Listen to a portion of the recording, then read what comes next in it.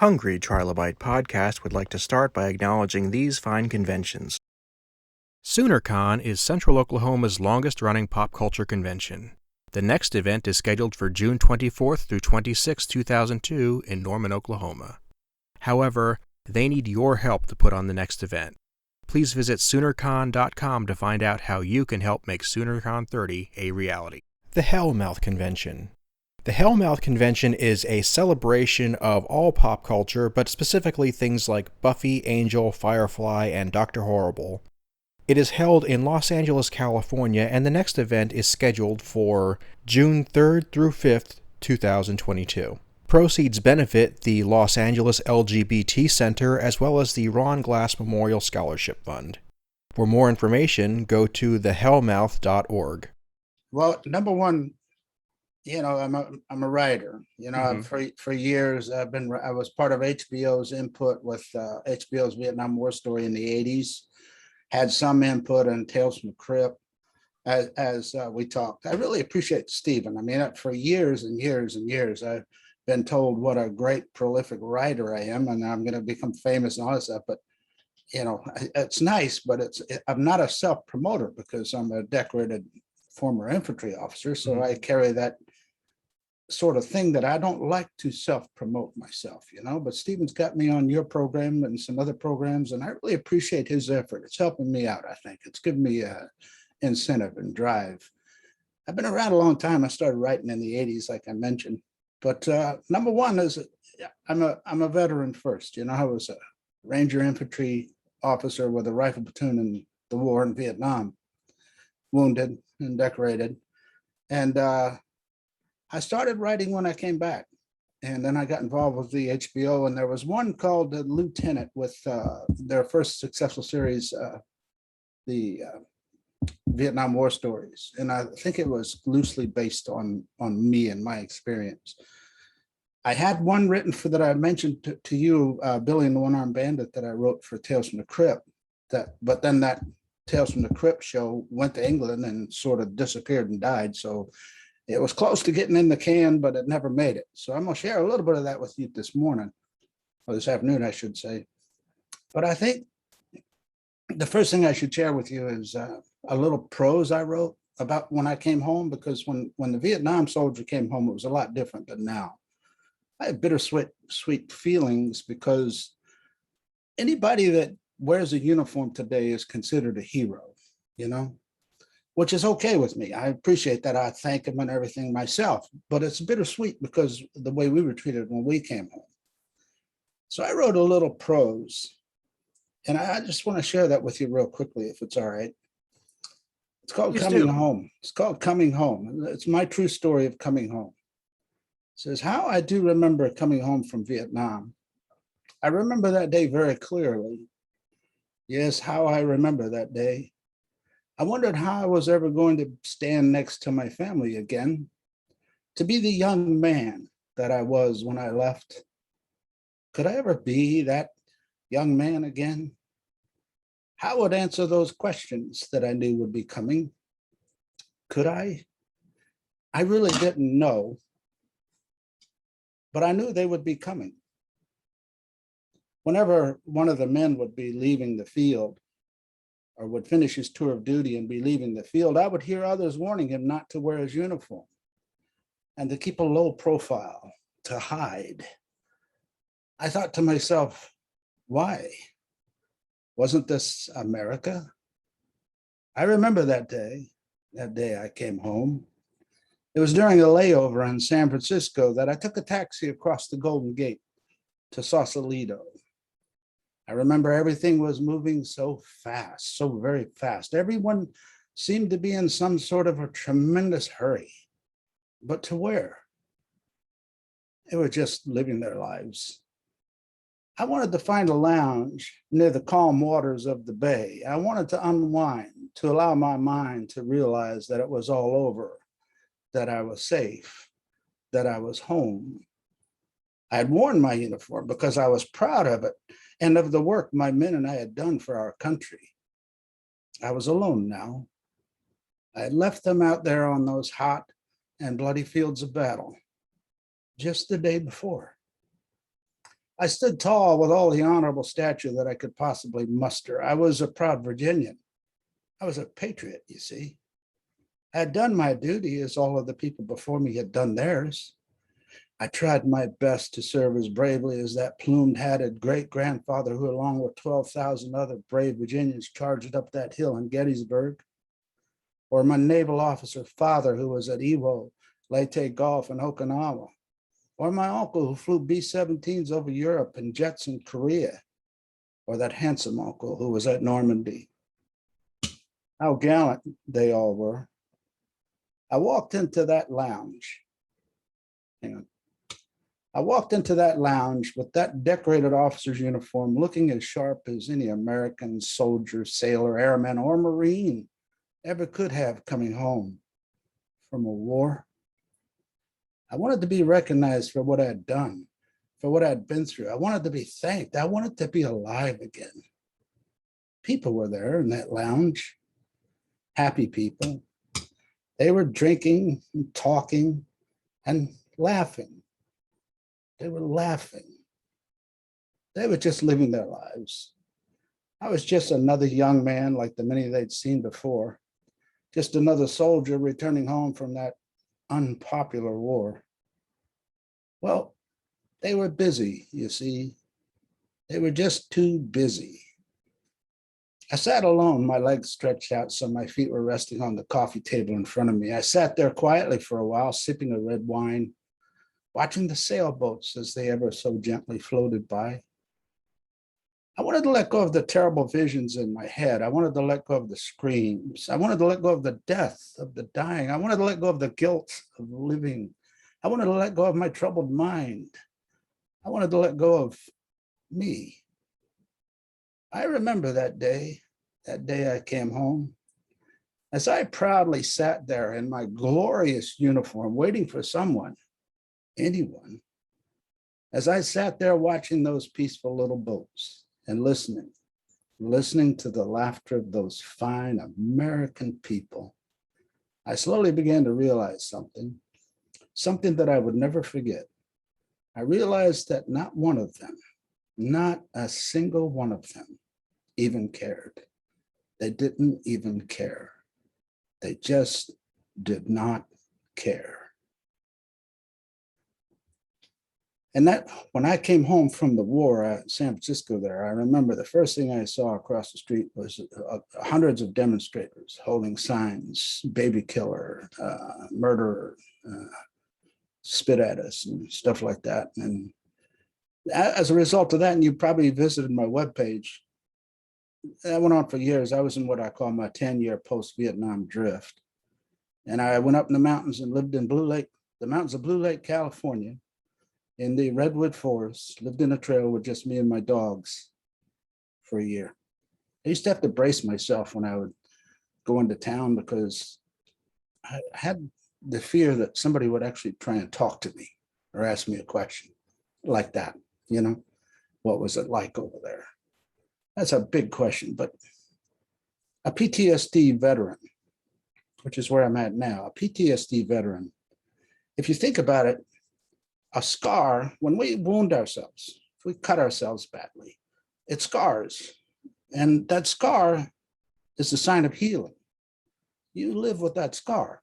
You were wounded, you have the scar to show you were wounded, and you live with it the rest of your life.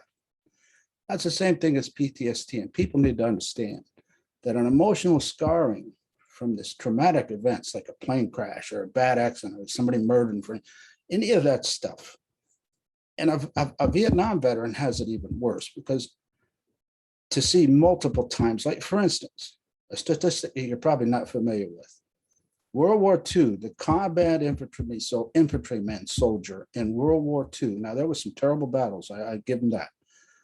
But on the average, in 4 years, they saw about 44 days of actual fighting combat. The Vietnam soldier, infantry soldier, in 1 year, saw over 200 days of actual fighting combat. So it was a bloody, bloody war. And then to come home to nothing.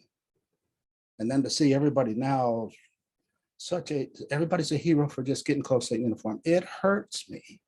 So many years later now, we've got people saying, well, thank you for your service. Thank you.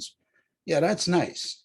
That's nice. That means a lot. The words mean a lot, but it's awful late. It's awful late.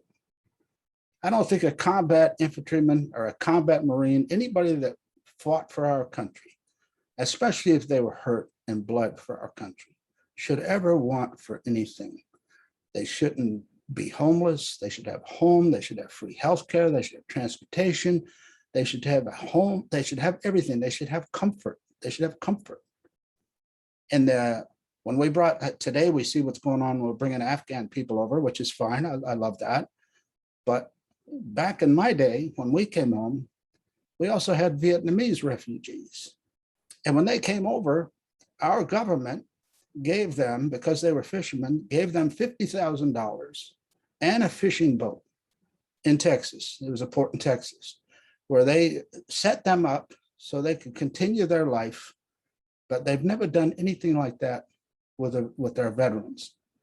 Now, when you're trained, like I was Ranger trained and jungle trained by the Special Forces before I went to Vietnam, I was a great soldier. I was a crack soldier. I was one of the best we had. And when I went to that war, I did my duty. And I lost men and we cost lives. And, we fought a war like Americans are supposed to fight a war. But they never told us how to not fight the war anymore, how to come home and how to find ourselves.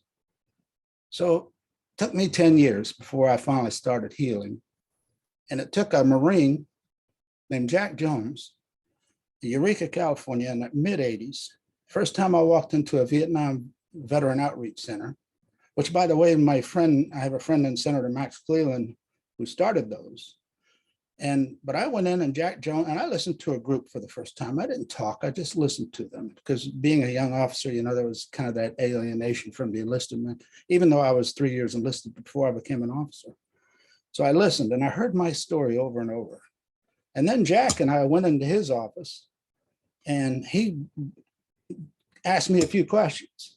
He asked me questions like, what was it like over there? I mean, not what was it like over there, but do you have trouble due to your experiences over there? Do you have trouble with attention span? I said, yeah. Do you have trouble with relationships? Yeah. Getting divorced. Do you have trouble with stick-to-itiveness, sticking with a job? Do people bounce off you? And I said, yeah. And he said, well, look in the mirror. And I'm standing in front of a full-length mirror. And he said, maybe you're the problem. And that's the first day I turned around and saw myself and decided it's okay to come down off the mountain. It's okay to try and people, I learned people were just trying to do the best thing they knew how. And so and then fortunately I got into the health club business and I became healthy and I ran, and just because I've been doing it since I was 14, and started writing. And that was about the 80s. So, which brings me to, I don't know what you want to talk about first, because you're which one of you, is it you or your wife that's in science fiction type thing? You. Part of the reason for this show is that I love to explore creativity in science fiction. And I was, among the many things that I love to talk about is the history and the fact there's a pedigree of things like, Tolkien wrote The Lord of the Rings after serving in World War I, and Serling wrote Twilight Zone after serving in World War II. And I mean, I love that, but I am not going to presume to sit there and try to steer this conversation when you're talking about so many things that have needed to be talked about for so long. Yeah, well, I appreciate that. What I'm working on, well, probably the proudest thing that I've ever done in my life. At one time, I thought was the nucleus of who I was Vietnam. Year and a half in a bloody, gutty, shoot 'em up, bang, bang, trying to stay alive, leading American soldiers. Proudest thing I ever did. Until I got back at Fort Benning and I was officer in charge of funeral detail. And then we're burying, when we were in combat, we saw sometimes 3 to 5 to 10 combat battles a month. So then I'm doing that. And when I get to Fort Benning, and I'm kind of phasing out of the Army and the war is still in me, I was given the honor of being the officer in charge of funeral details, sharp. I was the officer that handed the flag to the next of kin and saluted and said on behalf of the United States of America. And it was so gut wrenching. And then the guns and people always broke. I mean, that to me became even more of an honor than leading the soldiers, was burying the soldiers. That even became, so it was bang, bang, two of them, which led me to my writing. My writing was bleeding. I was venting. I had one psychiatrist say, "You're different than any other Vietnam veteran I've ever met. Yeah, most of them run from it. And somehow you've turned and embraced it." And that too helped me start healing. And another one said, "The reason you exercise is to maintain battle readiness. The reason you act," I was an actor. I did plays, hundreds of plays and commercials in California and Idaho. And he said, "The reason you do that is to get away from yourself." Well, when I started finding myself again, it was in writing. The very first thing I wrote was called Badges of Honor. And basically what I'd done is at one point during that healing phase, when I first started healing, I took 6 steno pads. He said, "Do the catharsis of writing, write it down." So I took 6 of these steno pads and I just filled them. I just regurgitated everything I could think of, no format, nothing, just story after story, memory. And I realized after 6 full steno pads, all I did was touch the surface.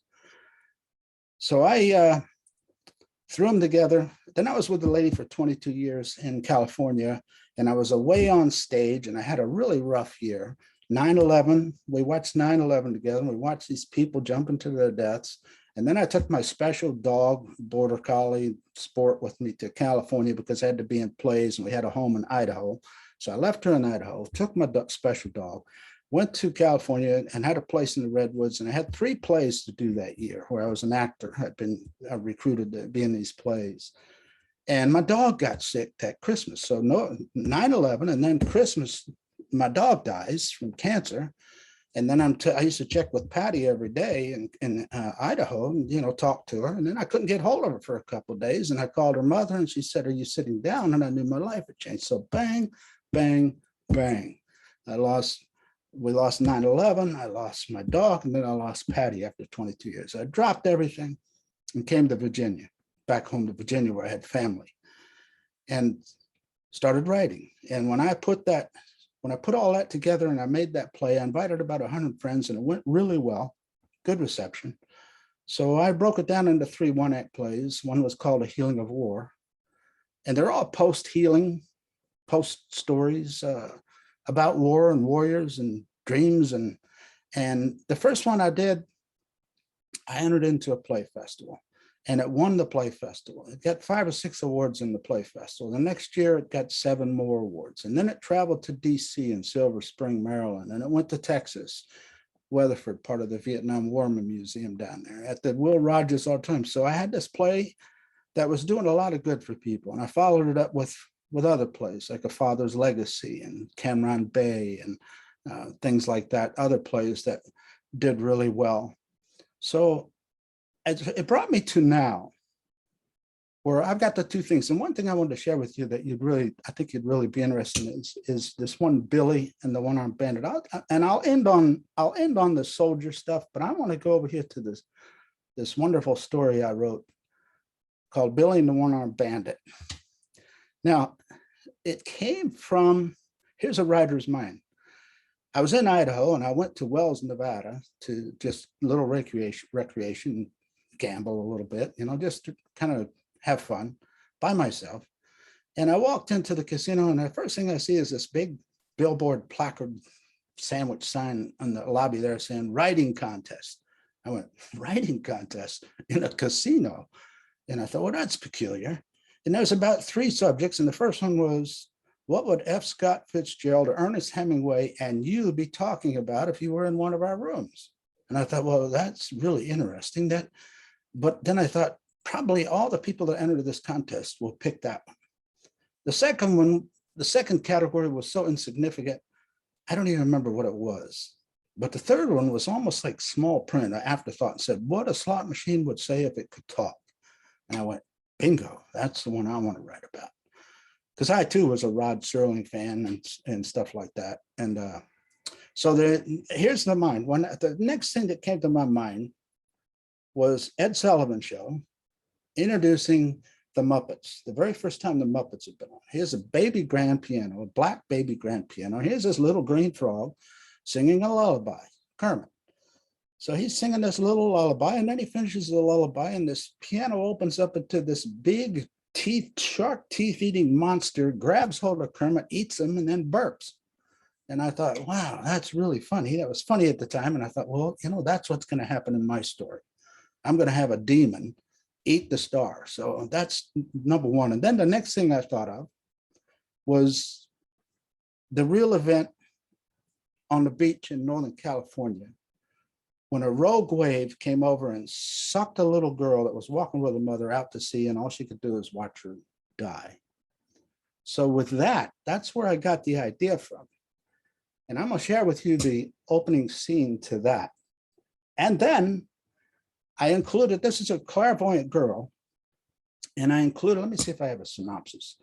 But anyway, I'll just read you a couple parts. But there's this clairvoyant girl who, ever since she was a teenager in high school, heard voices, a voice. And so she goes through some traumatic events as an older woman. And this is the first traumatic event she goes through. And then she goes through one more traumatic event that I'm going to share with you. And then she loses her mind. So, and then she walks into a casino. But we all know about the 9/11 jumpers. I mentioned this on the phone. We all know, we all watch them in horror. We watch these people, these innocent people, have to make these life and death decisions suddenly and fast. I mean, like, your ending is here. This is it. You either jump or you burn. Air's out here, smoke's in here. The natural reaction for the human being is to get away from the danger. They jump. So God knows who they were. We don't know who they were. So in Billy, I introduce you to 3 of these people. And I'm going to share that with you in a second. But here's the opening. And this is written in a screenplay format. So you have to kind of visualize it. Fade in. And we're in the exterior. It's in the beach, and it's during the day. It is a sunny day at a deserted beach in Northern California. A man, I use my name a lot, Michael, his wife, Billy, tall with long flowing blonde hair, 5-year-old blonde daughter, Sarah, and their golden retriever, Boy, are walking along the ocean. The man is tossing a stick into the water for the dog to run and retrieve. He does this a few times while the mother and daughter enjoy the surf on their feet. Michael says, "Fetch, Boy." He makes another toss and the dog runs after the stick. He picks it up, quickly returns for the next toss. He drops the stick at the man's feet, tail wagging. Billy says, "Why don't you give him a rest?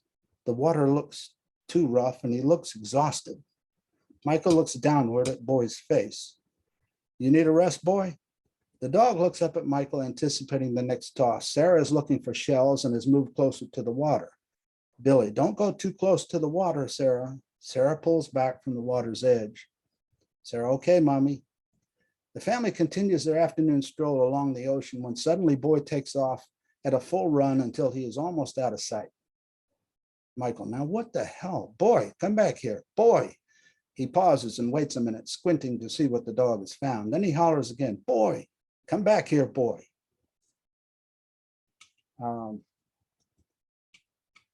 Billy also squints to see. Sarah runs forward. Billy, "What is that?" Michael, "I'm not sure. It looks like seaweed or something." Fade out. Then the next scene is at the dead seal. They're all looking downward and the camera pans to a dead seal entangled in a fishing net. Sarah, "What is it, Mommy?" "It's a seal, honey." "What happened to it?" "It looks like it got caught in a fishing net, sweetheart," said Michael. Sarah kneels and looks closely. "Is it dead?" Billy, "Yes, honey. I'm afraid it has gone to heaven." Sarah is crying for the seal. Billy comforts her. Boy licks her face. Billy, "It's okay, honey. It's okay, honey. Sometimes things like this happen. Boy is worried about you now." Sarah hugs Boy close. Boy slobbers on her face even more. Sarah says, "Yuck, stop kissing me." Boy continues licking her face until everyone smiles. Michael says, "You guys go ahead and I'll catch up. I want to bury the little guy." Billy, "Okay, honey, let's go ahead and let Daddy take care of her."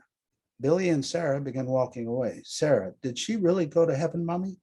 Billy, yes, honey, she went to heaven, so she will be okay now. Fade out. Now we're at the grave. Michael is putting shells around the shallow, sandy grave and then stands and taps his closed fist to his chest. Michael, okay, little guy, at least the seagulls won't eat you now. He runs, rejoining his family, and they continue their walk. Sarah, I wonder if the seal's family will miss her.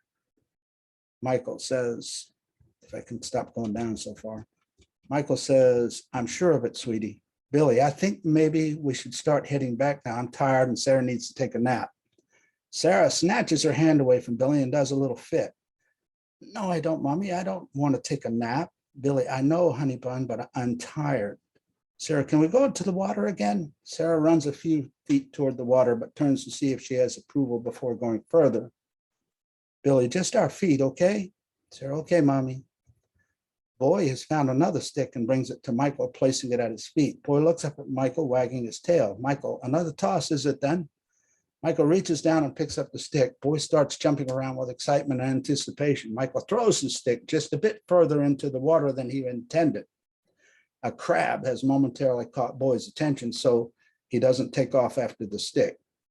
Seeing this, Sarah starts to go after the stick. When Boy sees Sarah running, he charges after her. Sarah, I'll get it, Daddy. Billy hollers, Sarah, no. Billy is alarmed, but it is too late, as Sarah has already reached the stick. Fade out. Now we're at the water's edge. A wind has picked up and the waves are crashing close to shore. Just as Sarah reaches the stick, a huge wave breaks over her and she disappears into the water.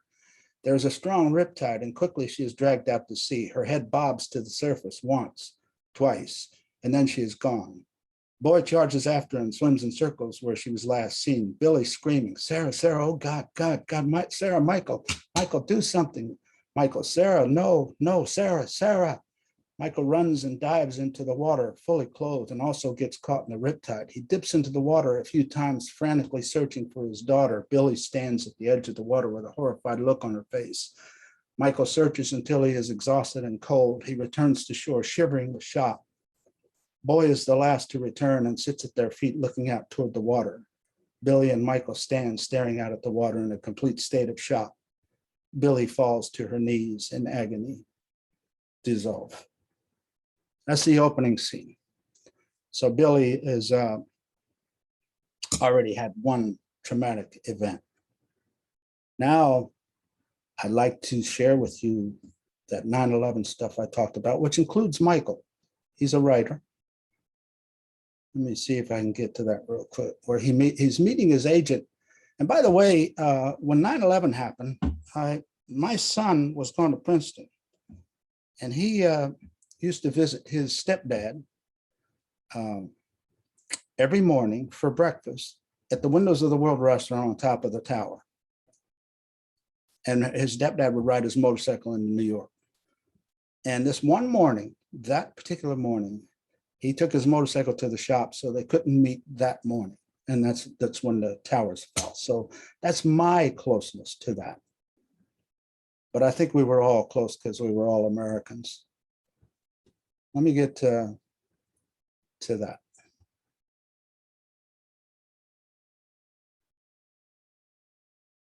Okay. Michael is also on the highway. He's on his brand new Harley Davidson, roaring toward the city of New York. Camera pans to see Michael crossing the Brooklyn Bridge going into Manhattan. Camera pans more and we see the World Trade Center standing majestically above the city. Michael stops and pulls into the World Trade Center. Michael enters the vast lobby and walks to the elevator banks. The lobby is full of people coming and going. He pushes 106 for the Windows on the World restaurant. He gets into the elevator with 3 other people. The elevator door closes. Michael walks to the reception desk. There is a couple waiting to be seated. The host seats them and then returns to greet Michael. Welcome to the Windows of the World, sir. Thank you. May I leave my helmet here? Certainly, sir. Is this your first visit to the Windows, sir? Yes, in fact, this is my first visit to New York City. Well, it is a grand day for it, sir. The host points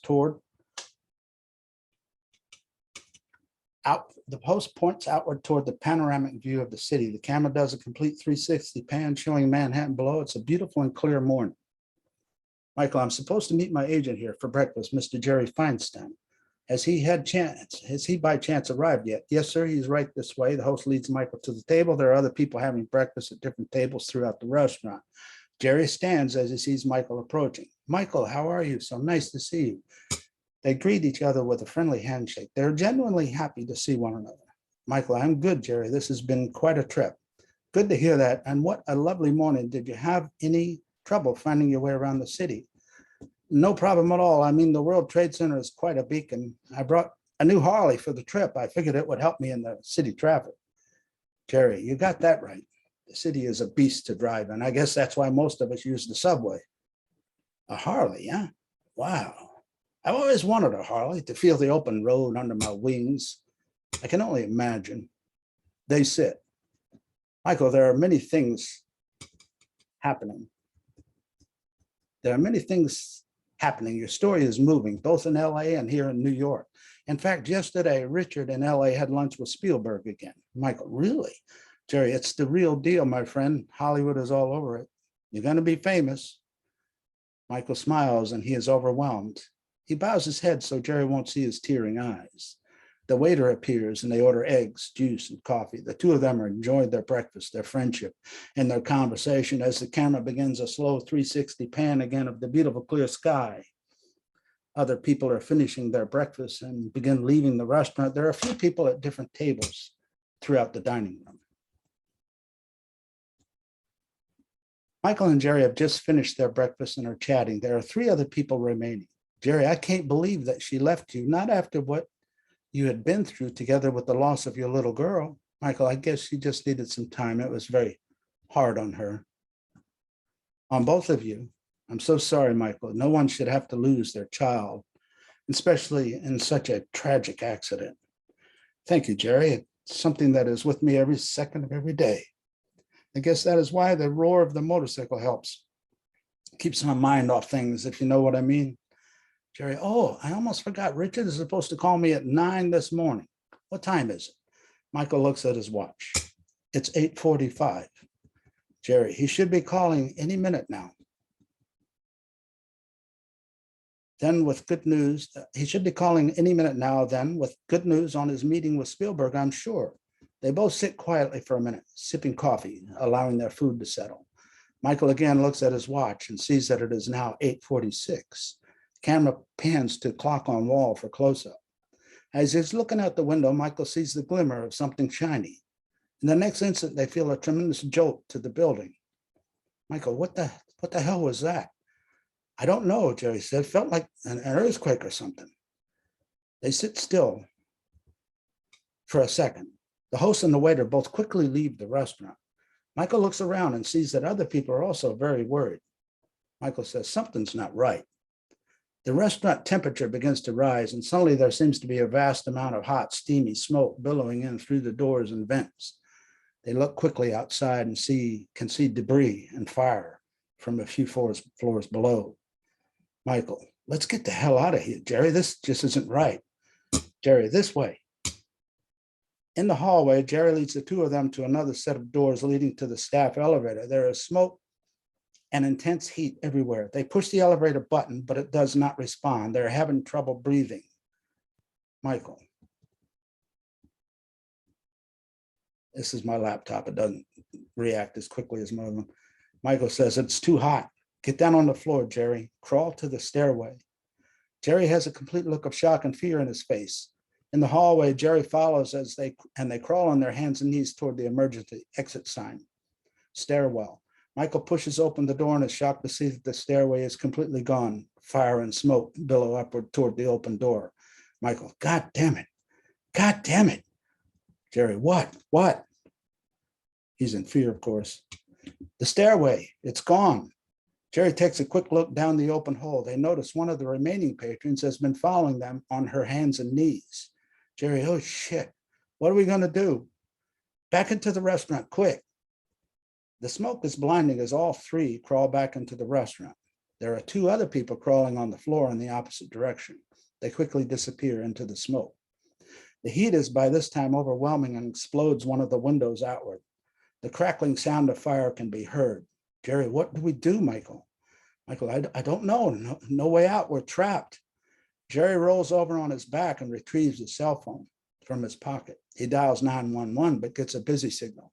He tries again with the same result. Jerry, God damn it. He throws his cell phone across the room. By this time, the fire has pushed its way into the restaurant and is now climbing the curtains. They are panting with fear and lack of oxygen. Michael, get to the open window, Jerry. Michael looks at the woman and can see her near panic in her eyes. He tries his best to reassure her. Quickly, quick, crawl to the open window so we can breathe. At the window, all three get to the window and Michael tears away the burning curtains. They stand with their heads sticking outward through the broken window. Michael tries to shield the woman from the fire and heat. They fill their lungs with as much air as possible. They look below and can see only fire, debris, and smoke. Jerry, are we going to die, Michael? I don't want to die. I don't want to die. They continue hanging out the opening as the fire reaches them. They are burning. There's nothing but smoke and fire pushing them. The smoke forcibly charges past them and out the open window. They are unable to breathe. The noise of the fire is deafening, so they shout to hear one another. The woman begins a slow and agonizing scream in agony. Smoke and occasional flames can be seen pushing past the three of them as they hang onto the window. Michael looks at the woman. What is your name? Woman, Patricia. I am Michael. Patricia, and this is Jerry. Patricia nods her head and is too frightened to utter a response. Patricia says, are we going to die? Michael, we have one of two choices here. I think we're too high for anyone to get to us. It looks like we either stay and get burned alive or we jump. Patricia starts her low growling, but this time holds back the scream. She's crying. I have children. Michael hugs her close as Jerry joins in. The smoke and fire once again reminds them that they do not have much time. Michael says, I will hold your hand if you like. Patricia, would you please? Michael clasps Patricia's hand with his own. He looks toward Jerry, who is now so frightened he is frozen in place, hanging tightly to the side of the building. Jerry, you're crazy. I don't want to die. I don't either, but we have no choice. This is it, my friend. This is it. The flames are rushing out over their heads. Michael is standing in the middle and looks toward Patricia and then toward Jerry. Michael then looks at Jerry and grabs his hand. Jerry looks at Michael and nods. Michael, are you ready? Both nod and they jump. Jerry's grip breaks loose and he falls uncontrollably. Michael and Patricia almost glide on a free fall on their backs. Their hands are still clasped together. Their grasp breaks as they slowly drift alongside one another. As Michael glides in the still air, he has a flashback of that day on the beach and sees Sarah's smiling face as he falls. He hears her calling out to him, Daddy, I love you, Daddy. Fade out. So that's the two events that makes Billy go over the edge.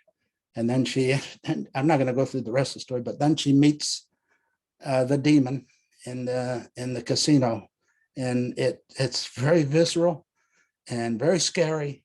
And it got a lot of response on the internet, and it almost made it into the can in Tales of the Crypt.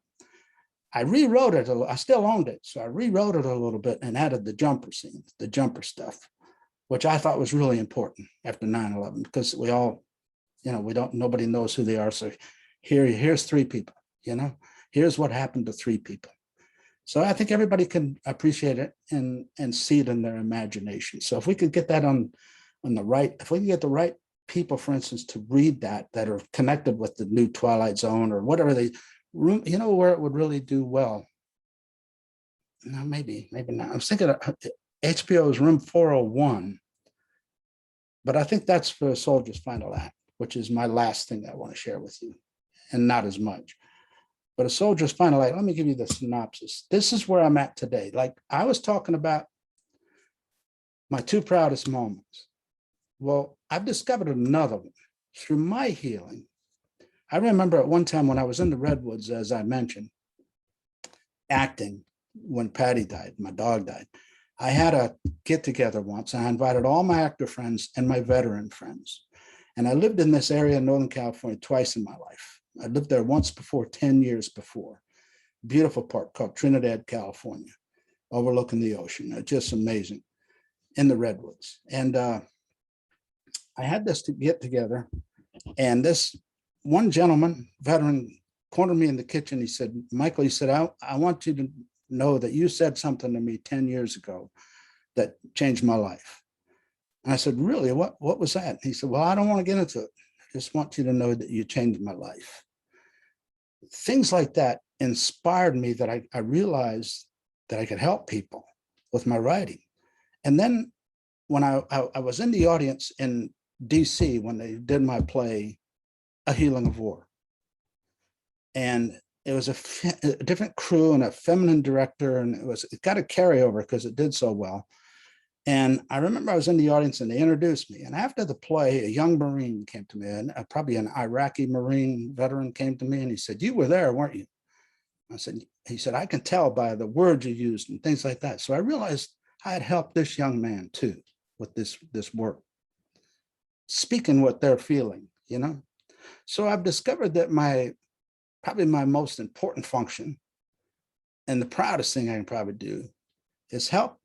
Instead of leading them in war and burying them in the ground, to help them come back, find themselves, to help them rediscover the youth that they lost, the young man that they lost, that man that would never be that young man again, you know, the experiences they had, to make them realize that that is something, regardless of what happened when they came home, that is something they need to hold their head up and be proud of. They need to be proud of that, you know?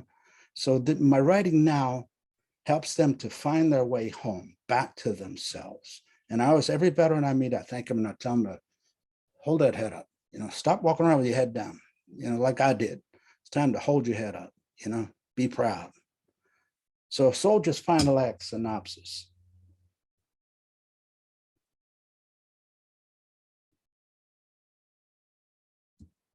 A soldier's final act of kindness was the original word and title, and then it became a soldier's final act of redemption, and then I cut it down to a soldier's final act. And like I said before, we know about the suicide rates of veterans. At one time, it was 22 a day, a year ago or 2 years ago, 22 a day. And a lot of them were Vietnam veterans. And now we have newer veterans that are troubled, PTSD, and don't know how to handle it. But the synopsis of my story: in the past year, 22 veterans a day ended their own lives. Suicide has been the second highest reason for adolescent deaths. This is the one that would be perfect for HBO's Room 401. Are you familiar with that? Where they do this motel room and they have all these different stories that kind of science fiction stuff, stories that happen in this one room. I know of this show. I haven't had much of a chance to get into it. Oh, you should dig into that. I think you'd really like that. You're probably right. Our story begins with a troubled veteran in a hotel room. He's seeking help from the VA and is distraught and at his end. He's carrying ghosts that will not let him be at peace. He ends up taking his own life. We then find a family of 3 who are in the same room having difficulties of their own. The girl is 16 and goth, G-O-T-H. They are staying at the hotel due to their son, who has been injured in a football accident. The father has never approved of his young daughter's lifestyle or choices while praising his son. The mother tends to side with the father, which leads to arguments between the 3 of them. The father, disgusted, eventually leaves the room. The mother soon follows, but has taken a pill from her purse. The daughter, noticing the pills, is about to take her own life when the spirit of the veteran reappears. The girl is clairvoyant and senses the spirit close. The spirit sees her and what she is about to do. The dialogue between the 2 convinces the younger girl that suicide is not the answer, which leads to the reconciliation for the family. And saving the young girl, the veteran has redeemed himself and is transported into a bright light. That's a short synopsis. I have one other thing about that. Where is it? Word, a synopsis. Hang on. I hate laptops. Okay, cover letter for a soldier. Cover letter for a soldier's final act. Cover letter. Every story told in the script is a true story and my very own experience. This includes the ghosts that are always with me. The stories happen just as they are written, including the mentioned music.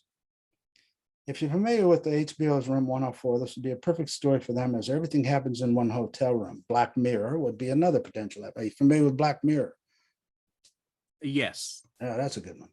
This one hit home and was completed just last year. With COVID, I've had to put everything on a back burner, but this one is ready and has extreme potential to be a great healing story for many. So I speak of ghosts. Okay. So this one is the one I want to promote now. This is the one that needs to get out there, A Soldier's Final Act, because it is so prevalent, so timely, so real. I want to throw in that we just recently lost a great American, great patriot. It was just 2 months ago, June 6th on D-Day, just by chance, that I had breakfast with Joseph L. Galloway and his wife Gracie and their little dog, his therapy dog, in Norfolk, Virginia. We had breakfast and talked, and it was a great meeting this man. And I even invited him into my upcoming wedding, which I'm finally going to do in October. But he died a couple of 3 days ago. So I just think we lost a great American and a great patriot in Joe Galloway. He was the author of A Soldier's Final Act. He was the author of We Were Soldiers Once and Young, and which was later made into a movie that took half the story, LZ X-Ray, and made a movie out of it, We Were Soldiers, with Mel Gibson. Good movie, good story. But when talking to Joe, he was really there, and he also had PTSD, which I really related to, because he saved the guy, pulled a guy out of harm's way. He was talking to me about it over breakfast. And then he said he died 3 days later from a friendly napalm strike, accidental napalm strike, which happened in war. And he started crying. And I knew right then that he suffered PTSD as well. And he was a hero, and he wasn't even a soldier. He was a reporter. And he got the Bronze Star for pulling Jimmy Nakamura out of that fight, who later died. So, and then his wife, Gracie, asked me, "You were a lieutenant?" And I said, "Yes." And she said, "And you're still alive?" So it's the attrition rate for a lieutenant was very high. We were warned all the time when we were becoming officers that you're just going to die. Life expectancy of a lieutenant under fire is 10 seconds candidate and stuff like that. I think I was one of 126 officers, and 9 of us came back. I was there 68 and 69, the bloodiest years, the northernmost part, and we were all wounded. So it was quite an experience. But this story brings people home. And what I'm going to do real quickly is just share a little bit of that with you, so you can feel the ghosts. This first act is like a one man play, but I'll just share. It's a 3-act play, and it begins with: is there any other hypothesis or explanation for an act of kindness? Act 1 is the soldier. Act 2, the girl. Act 3, the redemption. Setting is a hotel room. Act 1, the soldier. Now, these are all my true memories. This is what I sleep with and what I carry with me every day. Soldier enters, he's carrying, I've got this beautiful music with it too, but soldier enters, he's carrying an Army's officer's dress uniform jacket. He's already wearing the dress uniform slacks that have a gold stripe down the sides of the legs. He lays the uniform jacket along with a small satchel on the bed. He then pulls his cell phone out of his pocket and dials a number. He then tries to be patient as he responds to a series of phone bank messages. With disdain, he presses a single number on his phone's keypad in response to each message. He lays the phone beside him on the bed. He stands and faces the audience as he grieves. And this is one of my favorite openings, really, of all the plays I've done. Well, he's talking to the audience. Well, here I am at the crossroad.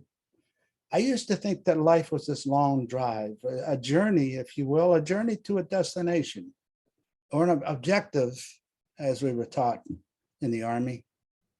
The objective was to get to the end, to complete the task, or in this case, to complete the journey.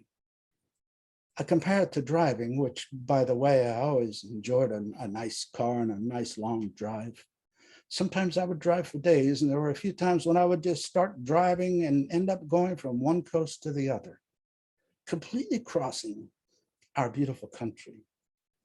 It was like in front of me was this long and winding road to be traveled. And when I would look in the rearview mirror, there was also this long and winding road of where I'd been before.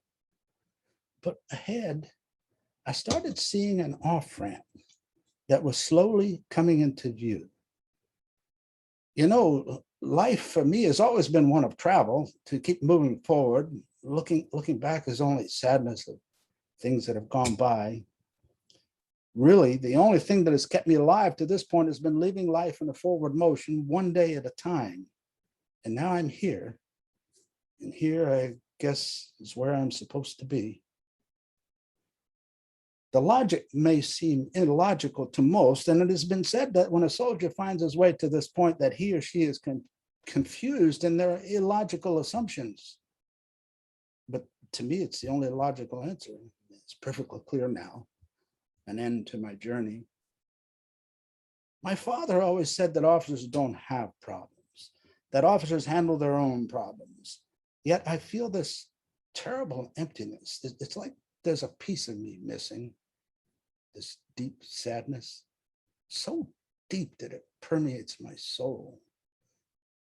You know, it took me forever to even admit that I had a problem. It was in the early to mid 80s when a wonderful veteran outreach counselor stood me in front of a full-length mirror and asked me a couple of things like, am I having trouble keeping focused? Am I having trouble keeping a job? Am I having trouble with relationships? And finally, do you have trouble relating to society? Yes. And then he said, look in the mirror. What do you see? I see me. Well, then maybe you're the problem. That was the day I first began healing. Jack Jones was his name, a Marine that had been wounded in the war. It was the beginning of the end of my 10-year post-war drifting, a drifting that carried me into the mountains of Blue Lake, California. I lived there in a trailer along the old logging roads for a year, isolated from people, just me and my dogs. But the ghosts were there. They are always with me. They just won't let go. And then I won't go on from there, but that's the opening where it's a one-man play. And I just think that it's a tool. I think it's a gift that's been given to me to help soldiers, help families, help people that have lost people. And there's some wonderful stories, the wonderful stuff that happens in this thing. When he talks to a ghost, suddenly he lowers his head after saying that little piece, and there's a piece of music playing there. He picks up his dress jacket and puts it on. He leaves it unbuttoned. As the music fades, he's distracted and speaks into a light. So I have these different ghosts that the audience won't see.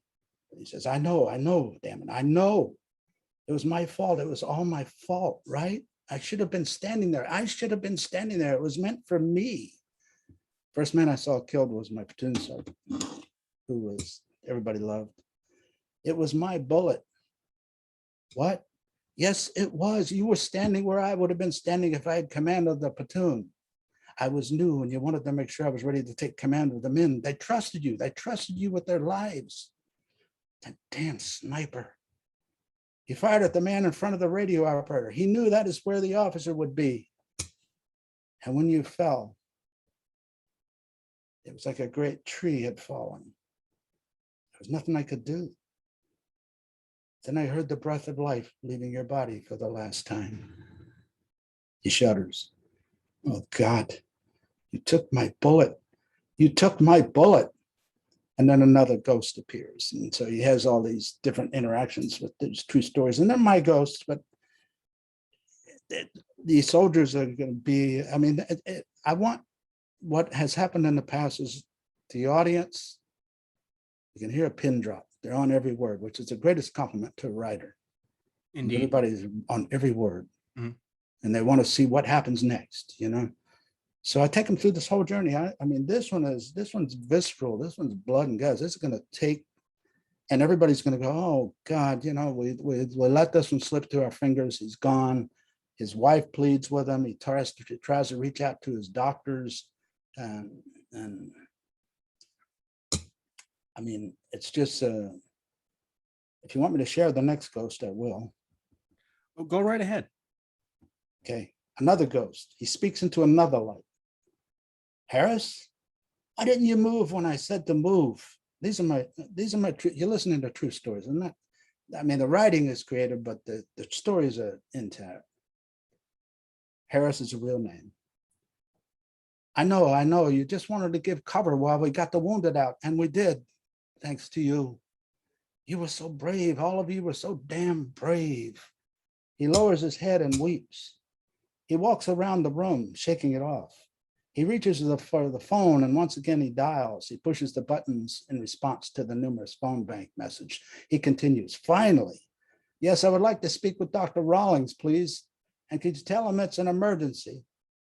Myers, yes, M-Y, not M-E-Y. Yes, he is. How long do you think that will be? Yes, I know about that number. Lady, if I was going to commit suicide, I would not be calling for Dr. Rawlings, now would I? Stares at phone and shakes his head in disbelief. Listen to me. He told me that I could call him whenever I needed him. And that would be now. I need him now. Leave a message on his voicemail? Really? Shouts in anger. Are you kidding me? He shuts off the phone and angrily tosses it onto the bed. Then he shouts at the phone, damn you.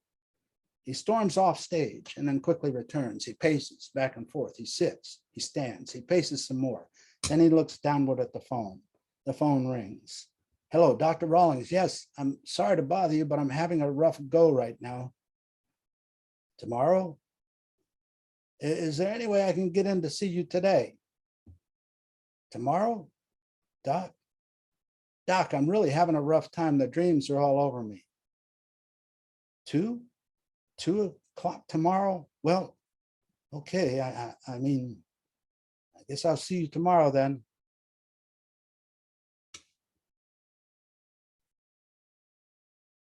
Huh? What was that? Yeah. Okay then. Tomorrow. Right. Tosses phone back onto the bed, sits on bed and cradles his head between his palms. Tomorrow, my ass. Damn it. God damn it. Stands and paces, exits, crashing sounds, enters. Fucking VA, shitty bottom of the barrel service, and fucking clerks with bad attitudes. Another light and another ghost. Steve O'Hara? I'm so sorry, Steve. I remember you and Roger were laughing so hard just the night before. Your heads were tilted back in hysterical laughter, laughing so hard that it made me laugh with you. He laughs. I remember asking what was so funny, but the two of you just kept laughing with nothing, sir, nothing, LT. Whenever you men called me LT, it always made me feel like I was a part of you, like your big brother and not just your platoon leader. That is the image I try to carry with me, Steve. That wonderful image of the two of you laughing. But that is not the image that haunts me, the image that keeps jumping into my dreams. Is that Roger with you? He looks over Steve's shoulder. Roger, you were just a kid, Roger, not quite 18 yet. It was my fault. I sent you. I watched the two of you disappear into that tree line. And then after a couple of minutes, I listened to that goddamn AK. You were just trying to get to Steve and pull him out of there after he'd gone down. We found you where you fell. Your head was laying across Steve's chest. It was my fault. Don't you understand? I was the lieutenant. I was supposed to bring you home. Don't you understand? Don't you understand? He pleads to the audience. Doesn't anyone understand? It was my fault. It was my fault. He's distracted by another light. Menconi, you really made me angry, William. You insisted on getting a rifle platoon, didn't you? I told you we needed you with your weapons platoon, but you insisted. He sits on the edge of the bed. You had to get your goddamn rifle platoon, didn't you? And look where it got you, caught between two enemy bunkers trying to save one of your soldiers. They could only watch as you were riddled with automatic weapons. He lowers his head and weeps. Damn it, man. If you'd only listen to me. If you'd only just listen to me. He gathers himself and sees the cell phone next to him. Something, hang on. He picks it up and dials. Come on, Veronica. Come on, answer, please answer. He shuts the phone off and holds it in his lap for a few seconds. Then he redials. He paces as he leaves a message. Veronica, if you get this message, he weeps. Listen, I want you to know I'm sorry. I'm so sorry for any of the pain I may have caused you. And I want you to know that I loved you so very much, but I was just a stupid, mixed up soldier. I do hope you understand that I just can't live with the guilt any longer. Why am I here? Why did I survive when so many of my men didn't? While holding the phone in his hand, he looks upward to God and calmly asks, why, God? Why me? He continues pacing, sits down on bed, stands again, and continues pacing. Once again, he addresses God. Why am I the one still alive? Jose Feliciano's Light My Fire comes up, playing in the background. Another ghostly light. He listens to the music for a minute and sees another ghostly light. Captain? I don't even remember your name, sir. I do remember you always asking me for all sorts of different weapons, though. Even a pearl-handled .38 caliber pistol. I thought you were trying to be some sort of a cowboy. You said, as the artillery fort observer, you would be flying over enemy territory and that you just wanted to be prepared. Then I was told that you'd been shot down. The last thing anyone heard on the radio was small arms fire. I hope you gave them hell, sir. Damn it. I am so sorry for not remembering your name. I do remember you said you had just been married to your beautiful new French wife. I remember how much you loved her and how much she loved this song. Now, when I hear this song, I'm always reminded of you and your lovely wife. If only I'd gotten your name, I could find her and tell her how much you loved her. How much you loved her. The music fades. He returns his attention to the phone. This is all just the first step. And dials. We hear his therapist from off stage. Therapist, hello? Soldier, Lorraine, this is Michael. Therapist, Michael, it's been a while since our last appointment. How are you doing? He hesitates. I guess I'm not doing very well. Oh, what's wrong? She's distracted by someone. Hang on, Michael, just a second, okay? I'll be right back. Waits for a minute until she returns. She's aggravated. Sorry about that. Michael, she says, are you there? Michael? Soldier, yes, I'm here. I'm sorry for calling, but I guess I just needed to talk to someone. Therapist, would you like to make an appointment? Let me see. I'm on vacation until after the holidays, but I have a 1 o'clock appointment available on the 16th. Does that work for you? The 16th? Yes, that is the earliest. If I miss my vacation, I will lose my days. Silence. I can schedule you for then, but if you need to see someone sooner, you can call Dr. Rawlings. Soldier. Thank you. I've done that. Oh, you have? Good. I'll put you down for the 16th then. Michael? And he says, I want to thank you. I really want to thank you for all you've done for me. Therapist, you're very welcome, Michael. I just wish we could do more for you. I will see you in a couple of weeks then. Seriously, thank you, Lorraine, for all you've done for me. And we want to thank you, Michael, for what you've done for us. He stares at the phone and then redials. Ronnie's voice can be heard from off stage as she answers. Michael? It's me. Ronnie says, honey, where are you? I've been very worried. Where are you, Michael? Soldier, I did the best I could, didn't I? Was I a good man, Ronnie? Was I a good father? Ronnie, what do you mean was? You're a very good man, baby. You're an excellent father. Are you having the dreams again, Michael? He pauses, lowers his head, and wipes his eyes. Michael, Michael, are you there, Michael? She screams, Michael! Yes, it's the dreams again. I lost so many people, it's just not right. Ronnie says, you were a kid, Michael. All of you were just kids. You were only 22. It's a shame what happened to you, to all of you. Soldier, but a leader is not supposed to be alive when his men are not. I just cannot get over it, and I walk with the ghosts who will never let go of me. Is KK there? No, honey. She's having a pajama party at my sister's house tonight. Oh, I wanted to say goodbye. What do you mean goodbye? Michael, what do you mean goodbye? Soldier, the insurance will be enough for you and little Katie. Please take care of her and make sure she knows just how much her daddy loved her. Michael, don't do this to us. We need you, Michael. He breaks again. I'm sorry, Ronnie. Please find true happiness. Ronnie, Michael, no, please, baby, don't do this. Please, baby, please don't leave us, she screams. Michael. He kisses the phone and then gently places the phone beside him. He stares at it and sits for a long minute, completely distraught. He weeps as he reaches into his satchel and retrieves a handgun. He paces in anxiousness. He buttons his jacket and straightens the lapels. He stands tall with gun in left hand at his side. He salutes the audience and then walks off stage. In a couple of seconds, a gunshot. Ronnie can be heard screaming his name. Michael. That's the first act.